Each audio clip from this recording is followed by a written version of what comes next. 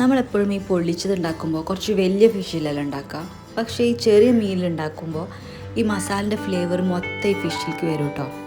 So ഇന്ന് മത്തി ഒന്ന് ട്രൈ ചെയ്യാമെന്ന് വിചാരിച്ചു. മാരിനേഷൻ ഒന്നുമില്ല. മുളക് പൊടി, മഞ്ഞൾപ്പൊടി, കുരുമുളക് പൊടി, പെരിഞ്ജീരകപ്പൊടി, കുറച്ച് നാരങ്ങ നീര്, വെളിച്ചെണ്ണ, ഉപ്പൊക്കെ ചേർത്ത് നന്നായിട്ട് മാരിനേറ്റ് ചെയ്ത് വെക്കാം. ദെൻ ഒരു പാനിൽ നല്ല വെളിച്ചെണ്ണ ഒഴിച്ചിട്ട് കുറച്ച് കടുക് പൊട്ടിക്കാം. ദെൻ കുറച്ച് ചെറിയുള്ളി, കുറച്ച് സവാള, അതൊന്ന് സോട്ടേ വരുമ്പോൾ പച്ചമുളക്, ഇഞ്ചി വെളുത്തുള്ളി ചതച്ചത്, തക്കാളി ഒക്കെ ഇട്ടൊന്ന് സോട്ട് ചെയ്യാം. ഈ തക്കാളി ഇട്ടതിന് ശേഷം നമ്മൾ കുറച്ച് ഉപ്പിട്ടിട്ട് ഒന്ന് മൂടി വെച്ചിട്ട് വേവിക്കണം കേട്ടോ. ആ തക്കാളിൻ്റെ ആ കടിയൊക്കെ മാറിയിട്ട് ജസ്റ്റ് നല്ലൊരു മസാല ആയിട്ട് വരാം. ആൻഡ് ഉടയാത്തിയധികം തക്കാളി ഉണ്ടെങ്കിൽ നമ്മൾ കയ്യിൽ വെച്ച് നന്നായിട്ട് ഉടച്ച് മസാല ആക്കാം. പിന്നെ ഇതിനുള്ള മസാലകളാണ് മുളക് പൊടി, മഞ്ഞൾപ്പൊടി, കുരുമുളക് പൊടി, പെരിഞ്ജീരകപ്പൊടി, ഗരം മസാല.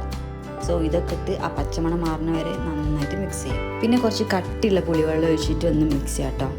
നിങ്ങൾക്ക് ഈ സ്റ്റേജിൽ വേണമെങ്കിൽ നിർത്താം. പക്ഷേ ഞാൻ കുറച്ച് കട്ടിയുള്ള തേങ്ങാപ്പാലും കൂടി ഒഴിച്ചിട്ടുണ്ടായിരുന്നു. ഈ തേങ്ങാപ്പാൽ ഒഴിക്കുമ്പോൾ നമ്മൾ ഈ മസാല കുറച്ചും കൂടി അടിപൊളിയാവും കേട്ടോ. സോ നമ്മൾ മസാല റെഡിയായി. കുറച്ച് മല്ലിച്ചപ്പും കൂടി ഇട്ടിട്ട് നമുക്ക് സൈഡിൽ വെക്കാം. പിന്നെ നമുക്ക് ഫിഷിലേക്ക് വരാം. ഫിഷ് നല്ല മാരിനേറ്റ് ചെയ്ത് സെറ്റായി വന്നിട്ടുണ്ട് കേട്ടോ. സോ ഇത് നല്ല വെളിച്ചെണ്ണയിൽ ഒന്ന് ഷാലോ ഫ്രൈ ചെയ്ത് വെക്കാം. ഈ ഫിഷ് ഭയങ്കരമായിട്ട് മുരിക്കരുത് കേട്ടോ.